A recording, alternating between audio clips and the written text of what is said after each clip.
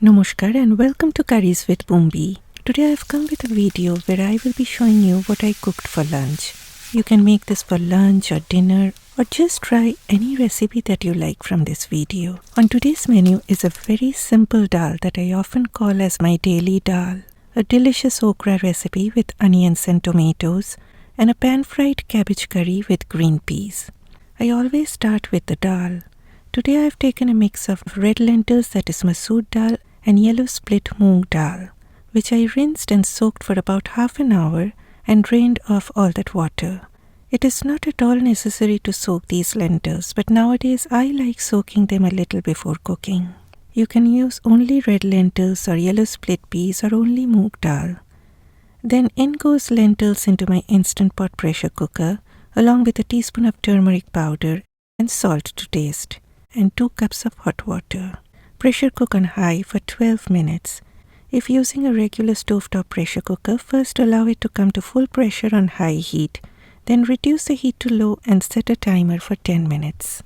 Okay, while my dal is getting cooked, I will start with the okra recipe. Heat 2 tablespoons of oil over medium-high heat. Once the oil turns hot, lower the heat to low and add half a teaspoon of black mustard seeds. Always wait for the mustard seeds to splutter. When they pop, it is an indication that your oil is hot enough to receive the next ingredient. If you do not allow the mustard seeds to splutter in oil, they will be tasting bitter. As soon as you see the mustard seeds spluttering, add half a teaspoon of cumin seeds and then a small onion that has been sliced.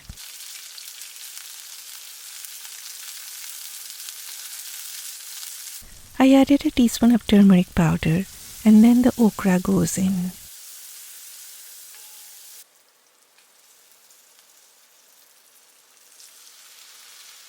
At this stage, increase the heat of your stove to high and stir from time to time till the slime of okra gets reduced.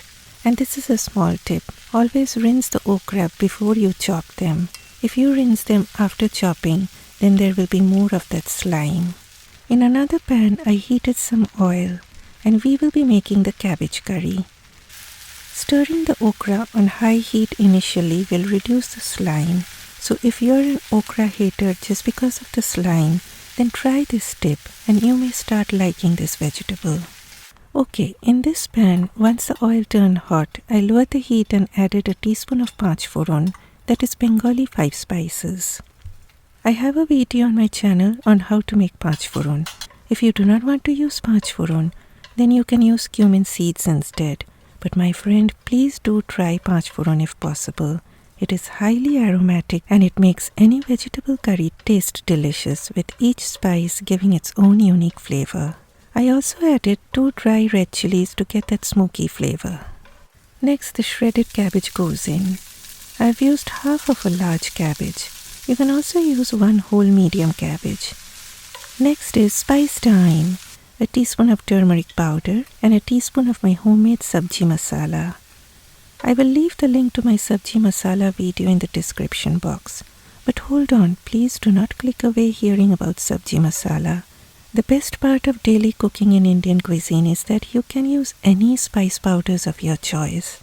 Like for example, if you do not want to use sabji masala, then use a combination of ground coriander and ground cumin, or either one of them. You can also use a little bit of garam masala, or you can use curry powder if that's what you have in your pantry. That's the fun of cooking Indian food. Sometimes you ask me what masala is for what curry. There is no specific masala for a particular curry. Just play around with your spice powders and food will never get boring. Okay, here the slime and okras have reduced considerably. I added a small tomato and a teaspoon of ground cumin.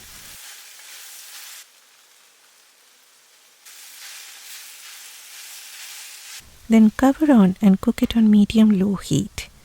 Fry the cabbage on high heat till it starts getting dry. Then add 2 teaspoons of ginger garlic paste, a small sliced tomato, and a small onion, and salt to taste.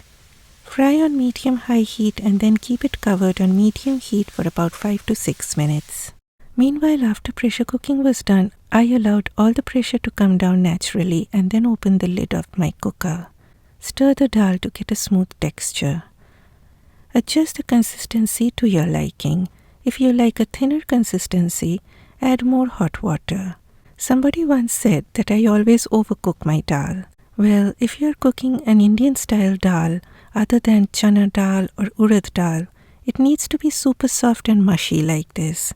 If the lentils are staring and glaring at you, then you've not cooked a dal but something else. I will be allowing this dal to come up to a rolling boil. If you add more water to thin it out, then please do a taste test and add more salt if required. Here in another pan, I heated up a tablespoon of oil. Once the oil turned hot, I lowered the heat and added half a teaspoon of cumin seeds, that is jeera, 2 dry red chillies, and a few curry leaves. Do not worry if you do not have curry leaves. Just add coriander leaves or any herb of your choice. Then this aromatic sizzling goodness goes into the dal, and my daily dal is all done. Isn't that easy? This dal can be stored for about 3 to 4 days in the refrigerator, or it freezes very well. Okay, my okra is also done. Whenever I cook okra, I add salt near to the end. This also prevents the okra from getting too slimy. But listen, my friends, if you like that slime, you can add salt in the earlier part of cooking. It's your kitchen, your okra, so do whatever you like with it. My cabbage is also nearly done. Since I use frozen green peas, I add them near to the end. If you use fresh green peas, you can add them earlier on. Again, cover on just for 2 minutes. After 2 minutes, add some chopped fresh coriander leaves or any herb of your choice, and you are done. Both of these curries, that is okra and cabbage curry, can be stored in the refrigerator for 4 to 5 days. What I do is portion them out and store them.